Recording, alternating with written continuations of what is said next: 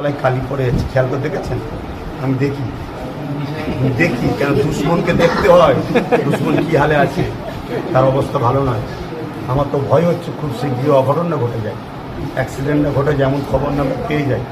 কথা বুঝে আসছে যে ওর অবস্থা ভালো নয়, আর ওর দলের নেতাদের জন্য কিন্তু একটু বড় অ্যারেস্ট করেছে, কারণ আইলা মোহাম্মদ রাসূলুল্লাহ সাল্লাল্লাহু আলাইহি ওয়াসাল্লামের ব্যানার টিপিয়েছিল এবং বিয়েতে আইলা মুখে আইলা মোহাম্মদ রাসূলুল্লাহ প্রচার করেছিল। আজকে মুসলমানের হাল খুব খারাপ। তারা চেনে না খলিদ বিন ওমরকে, তারা চেনে না হযরত উসমানকে, তারা চেনে না খালিদ বিন ওয়ালিদকে, তারা কে সালাউদ্দিন আইয়ুবী চেনে না, তারা ওমর ফারুক চেনে না, তারা আল্লাহর নবী চেনে না।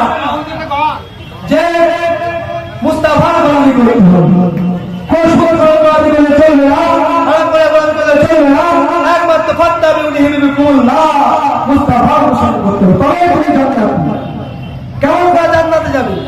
তারা তোমাকে জান্নাতে নিয়ে যাবে না, আজালিয়া শুধু তোমাকে জান্নাতে নিয়ে যাবে না, মা শুধু তোমাকে জান্নাতে নিয়ে যাবে একমাত্র আল্লাহ রাসূল তোমাকে জান্নাতে নিয়ে যাবে। কারণ তারা দেখিয়ে দিয়েছে ইহদিনাস সিরাতাল মুস্তাকিম, সরল সঠিক সৎ পথে চলো, যেটা ইসলামের নির্ধারিত, যেটা হারাম করেছে হারাম, যেটা হালাল করেছে হালাল, যেটা সুদ থেকে দূরে থাকতে হবে, লড়াই থেকে দূরে থাকতে হবে, লড়াই থেকে দূরে থাকতে হবে।